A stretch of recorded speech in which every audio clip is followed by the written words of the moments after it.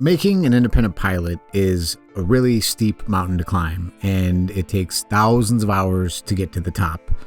And when you finally get there, broke and exhausted, you find there's another mountain behind it, and that mountain is selling the pilot.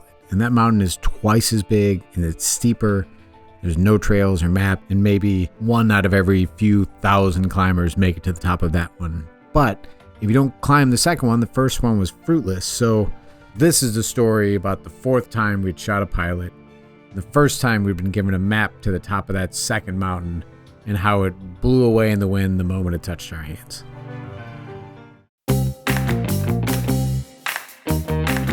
It started as a rather silly observation.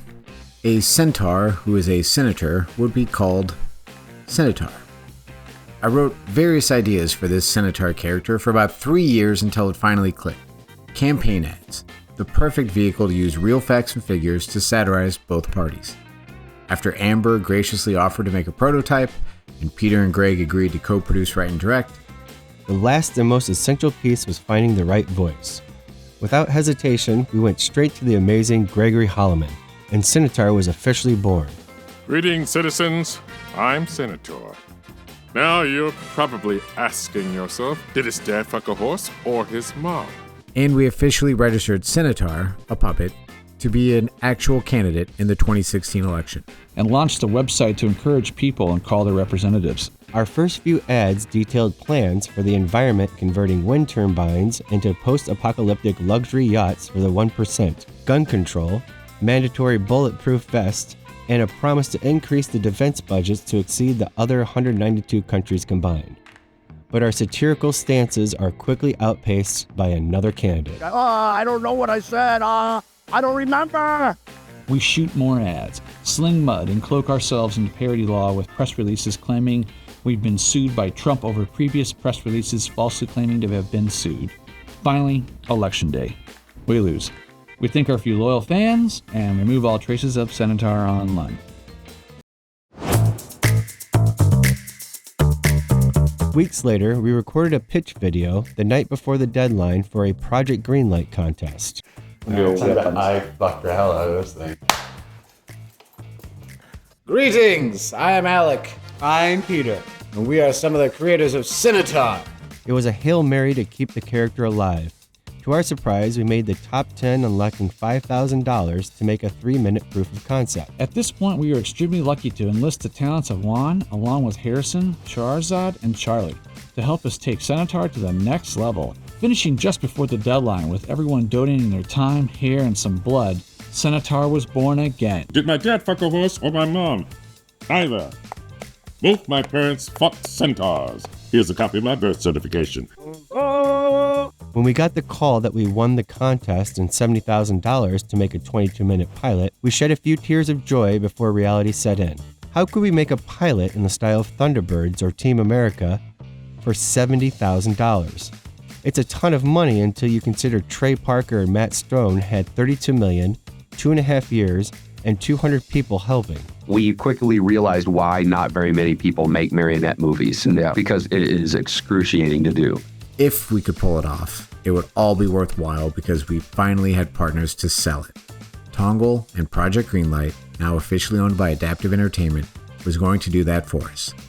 Or so we thought. So hope we don't get killed in this war. Horse. The contract they present had some unfortunate clauses with no expiration and was non-negotiable, but we were desperate for a sales partner at any cost, so we sign it and go to work.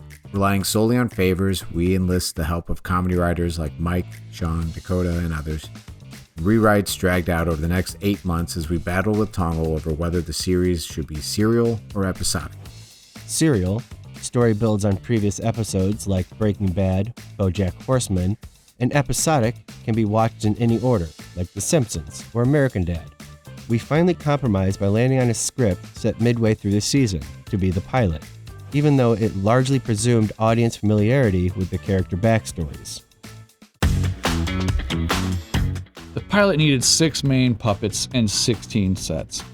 Adam did an incredible job helping us map out the look of the characters and the storyboard. Kate came on board to design the world along with 4 art students, Audrey, Owen, Jesse and Holly, 2 interns, James and Ashley, and our costume designer, CJ. The puppet bodies would be handled by Julie, with heads by Cammie. It's a huge task. No one is paid what they truly deserve, yet everyone is supportive and enthusiastic as we lock the script and move into pre-production. The crew started December 14th. We hoped to be wrapped by February 1st. January flew by and our crew would soon be returning to school, and the puppets still weren't ready. We brought in Dr. Nick to help out. February 9th, with puppets ready, we finally start shooting, 8 days after we originally hoped to be finished, just as we ran out of money and our partners ran out of patience. With 90% of the pilot still to be shot, it was now down to just 3 of us, along with Ashley on her 2nd consecutive internship, as well as some very supportive friends, including Tim, Brian, Ryan, Chachi, Scott Barron, and Odd Machine. We make some very tough choices, not always the right ones, but at the time the priority was to avoid going over budget. We knew we'd never be able to pay ourselves, but going even further into debt would be particularly rough. There were long, cold nights, often without enough people to animate all the characters, but we worked all waking hours, and we finally finished shooting on April 22nd, 2019. If he lands this...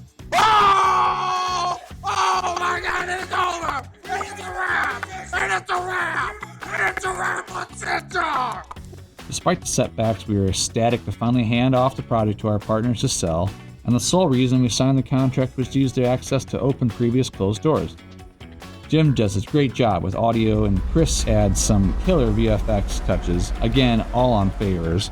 We deliver the final edit in September 2019. The president wants my papers? Behold, my birth hologram. However, by the time we finished, the Tongle team was a completely different room of people than we started with. And Adaptive, Project Greenlight's parent company, solely tasked with the sales, started to disappear entirely, only to resurface with news they had been bought out by Mad River. Mad River was shopping for film scripts and intellectual property and had no interest in television, much less our animated political satire. We had a development team of completely new faces with waning interest, and a sales team completely uninterested in television, and then a global pandemic broke out. We went on the shelf and began collecting dust. Eventually we'd find new heroes, Brandon, Andrew, and Keenan, to get the deck in front of some industry faces. The winds of political fever that had propelled us to win the contest were now blowing in our faces. The journey taught us a lot. There are many regrets, several victories, and a lot of people we are extremely indebted to for helping us make this a reality. Despite the stress, turmoil, years of unpaid labor, and guilt of never having enough to fully pay our labor, a quote from Conan O'Brien finally put it all into perspective. Try and do what you love with people you love, and if you can manage that, it's the definition of heaven on earth. This is a bunch of artists and friends coming together to try to make laughter from the country's shared frustrations with politics. It was truly heaven, even when it was hell. We've never released a pilot episode and can't say for sure we're even legally allowed to. However, it's very likely nobody at Mad River or Tongle cares, and we desperately need some closure as we dive into our upcoming YouTube series, Floating Kitchen, coming 2026. So we've chopped up the pilot into 8 mini episodes along with some deep dives into the making of. We hope you enjoy this mini series and check out SENATAUR.com for more content. Thank you to everyone who contributed to this project. We are forever grateful. Huzzah. Excelsior.